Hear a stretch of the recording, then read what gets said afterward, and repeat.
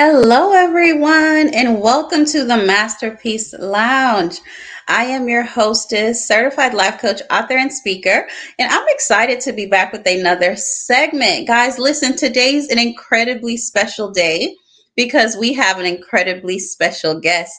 And so I'm going to give you guys a second to hop on, but as you join, let me know where you're tuning in from. Say hello in the chat. And I want you to help me welcome our guest today, psychotherapist Jessica Johnson is in the building. Super excited to have you, Jessica. Welcome. Thank you so much. Thank you for having me. Thank you, Chrisnatha, and thank you, Swag Her Magazine. Thank you. Absolutely. We are excited to talk to you about all things therapy, just stigmas and just self care. I mean, the whole nine. We're so excited. And so we're going to jump right into our questions today. And guys, if you have questions during our interview with Jessica, don't be shy. Go ahead and put them in the chat, and we'll be sure to ask her so she can give us some responses. So, Jessica, we're going to jump right in, and I want you to tell us, who is Jessica Johnson? Oh my goodness, y'all jumping in. She is. I am a layered woman.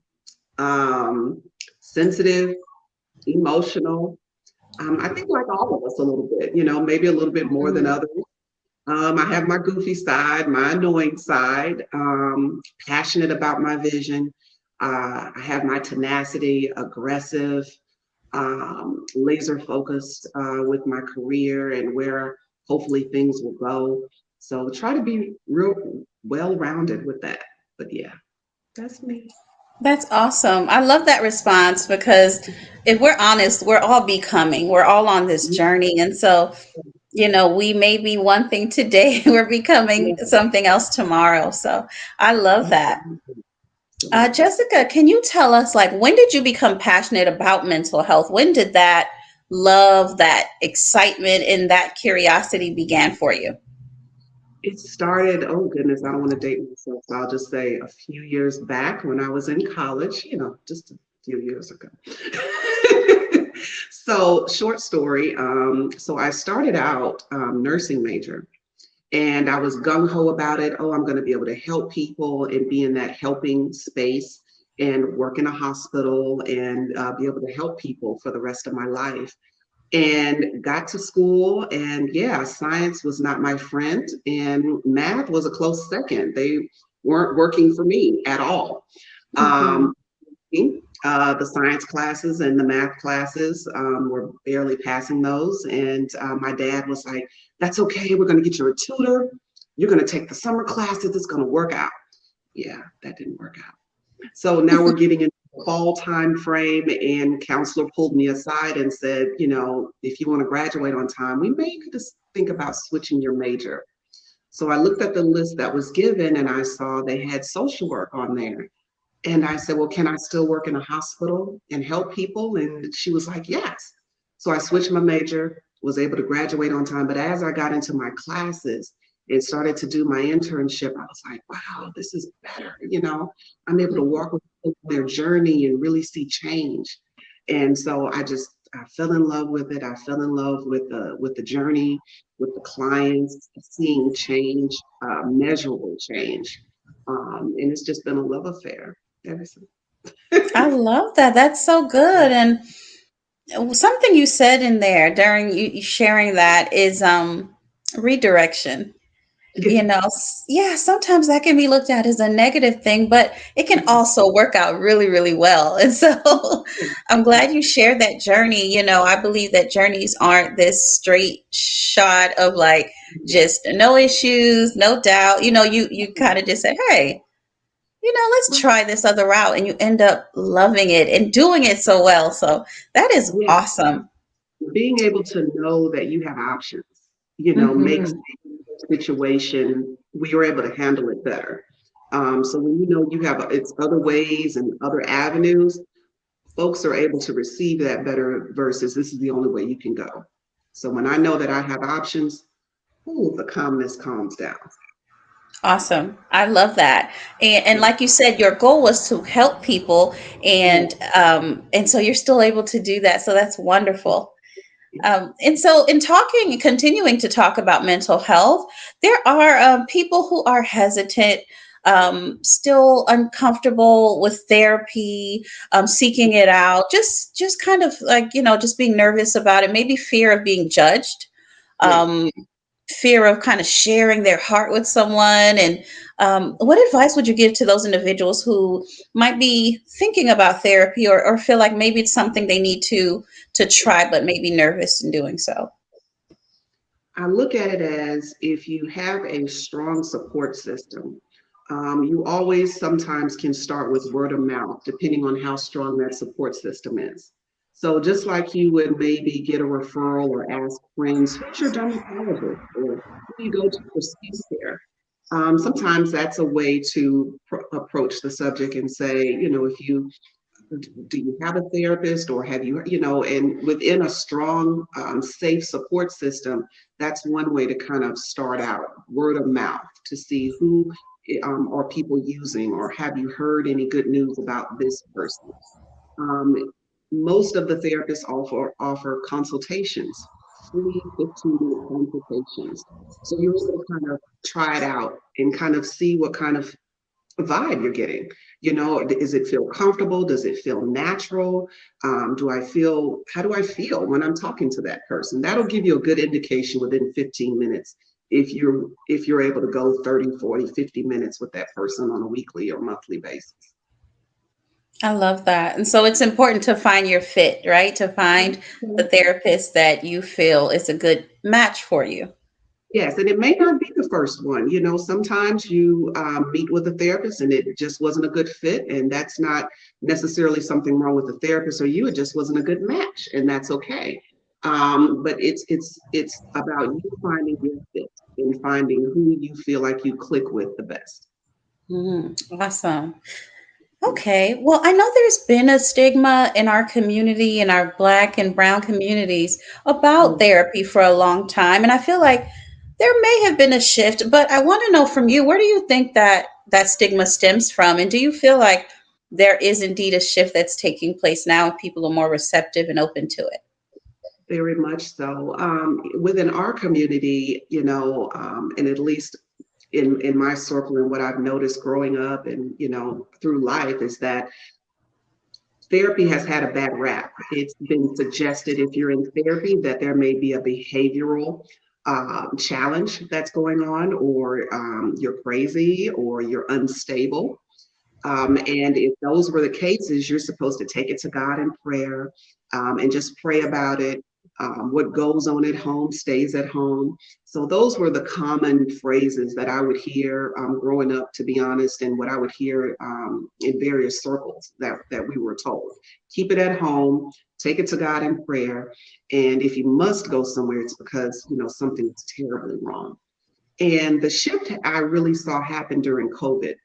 You had people that were going to work and able to leave whatever was going on at home and in their personal lives till after they got off the clock. But Hmm. if they're working from home, they've had nothing but time but to sit in that, whatever that is, for however long the shutdown was going on. And so now you are able to see entertainers say, my therapist, dot, dot, dot. You were able to hear clergymen and pastors say, my therapist. And I think that's so great because when you have a congregation that hears that, oh, he sees a therapist, sees a therapist, oh, it may not be that bad because they appear as though they have everything together. So if they're mentioning that they see a therapist, maybe it's not so bad. So I'm so glad to hear and see that, it's not a stigmatized thing anymore. It's part of life, you know. So Awesome. you're able to hear clergymen say it. You're able to, especially the entertainers. They have come in the forefront uh, with the platforms and being able to really stick it out there that that's a needed space for us. I love that. I love that. Like you said, people of influence are Yes, talking about it more, which makes it feel like, okay, this is something that we can all take part yes. of. Yes, yes, absolutely. And it's good that there's platforms that look like us where we could get therapists that look like us. So you Mhm. don't necessarily have to be in an environment where it's a sterile environment, where you're going into an office, you're sitting there, you have to go through the receptionist, she's looking at you, you're looking at her, does she know me, has she seen me? So, so all of that, sitting in a room in a waiting room for all this time, while the feeling, you're already nervous, right? And so it doesn't make necessarily for a pleasant first visit. So having the option of telehealth, doing it over the phone.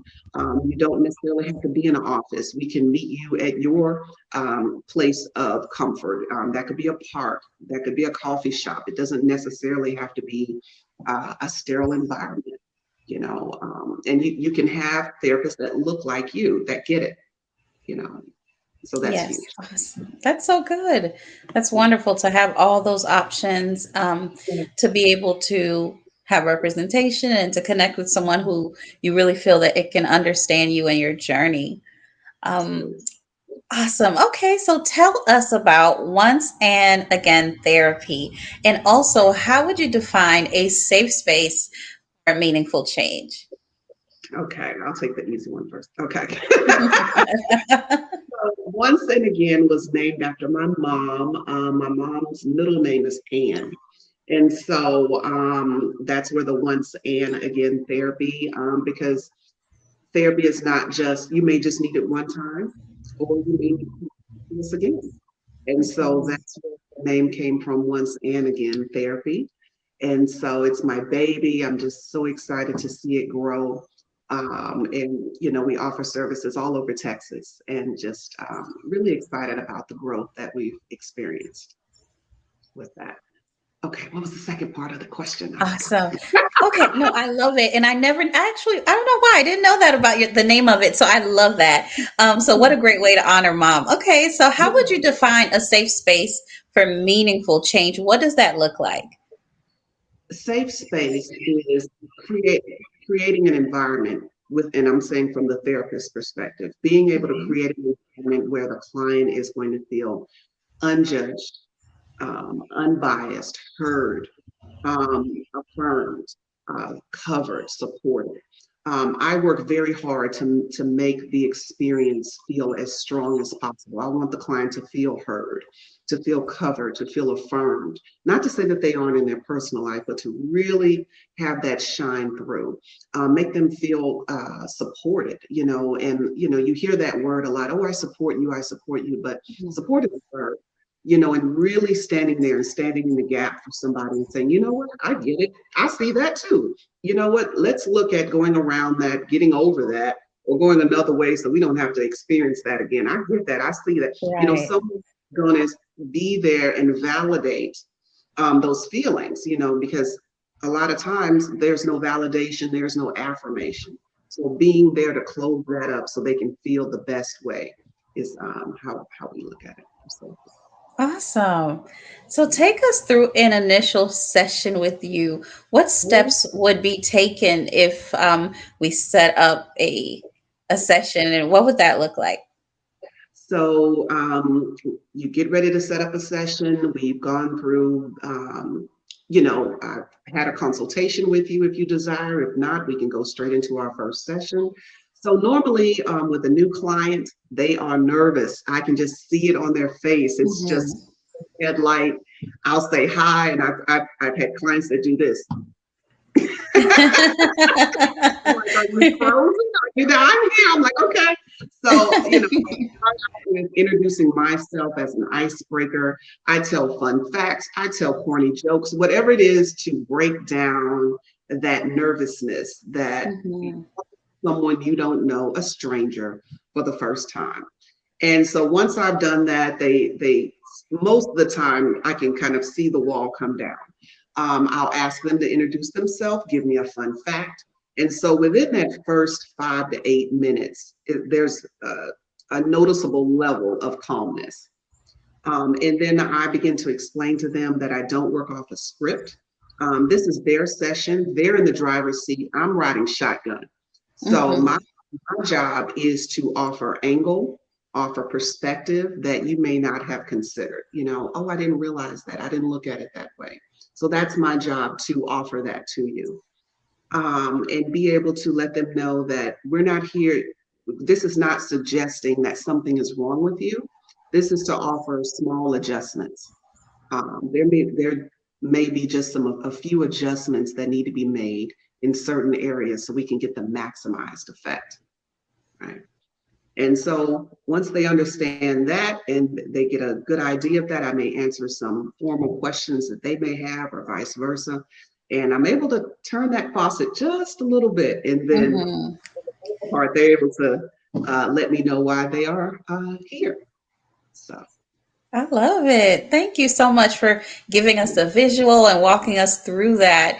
And I'm sure people can be very nervous and sitting yes, down and starting to really open up. So that's wonderful that you kind of painted that picture to let us know um, what steps can be taken for people to kind of get comfortable and really open up and see if, you know, and I try to it's let a you good know, fit and so forth.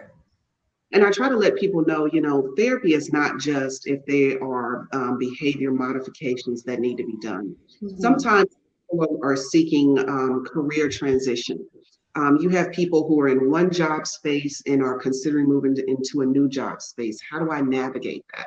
That's an opportunity for unbiased help. Mhm. That journey. Sometimes you're in a job, you love the people, you love what you do, but maybe there is a hostile work environment with that manager.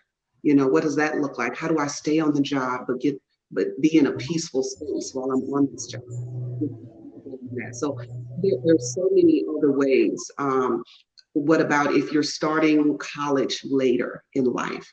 Mhm. Being in a college setting with younger adults and you may not be as young as them. It may be challenging and a little nervous there. How do we navigate that? So point being, it's not just for behavior modification, but other walks in life that we may need some journey walking with.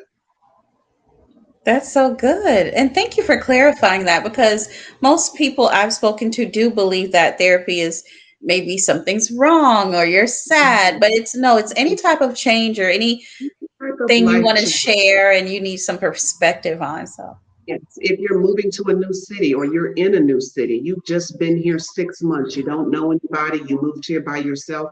How do I get out? How do I meet people? How do I become approachable? What does that look like? oh, that's so good to have somebody to talk to and talk through those kind of changes are so, so good. Wow. So thank you. That was super insightful. And I'm sure it helped so many people watching. I do have to ask you, how can we stay connected with you? How can we book a session? How can we get with Jessica? So please tell us, how can we do that? Okay, well, my website is onceandagaintherapy.com. So that's once A-N-N, again, therapy.com. You can follow me on Instagram at Jessica Johnson, LCSW. You can call at 713-853-9061. My receptionist is there to help you schedule an appointment. I'm on different platforms, Psychology Today. You can find me there. Mental Health Match. I'm there, and also Headway. You're able to find me in those places. I have a profile up. You're able to see this face and learn a little bit more about me A and some of those. lovely face, I may add. Yes, I love it, guys. So look, you can book through the website. please. You can book by calling. I mean, she's on numerous platforms, which further solidifies how dope she is, right? And so you want to make sure that you go through those proper channels and book a session, and connect with her on Instagram. I'll put this up again. Um, Awesome. And we're just going to go ahead and share that website one more time for everyone. So, Jessica, thank you so much for sitting down with us today in the Masterpiece Lounge. We've had an amazing time connecting with you, learning more about the amazing work that you do. This cannot be your last time here, so you have to come back. You Thank you have so to much. come back. And so, guys, thank you so much. Make sure you book with Jessica if you are in Texas. And I'll be back same time, same place, right here in the Masterpiece Lounge next week. Until then, be well. I am your hostess, certified life coach, author, and speaker, Chrisnatha DeRozier. And signing off until next time. Be well and take care, everyone.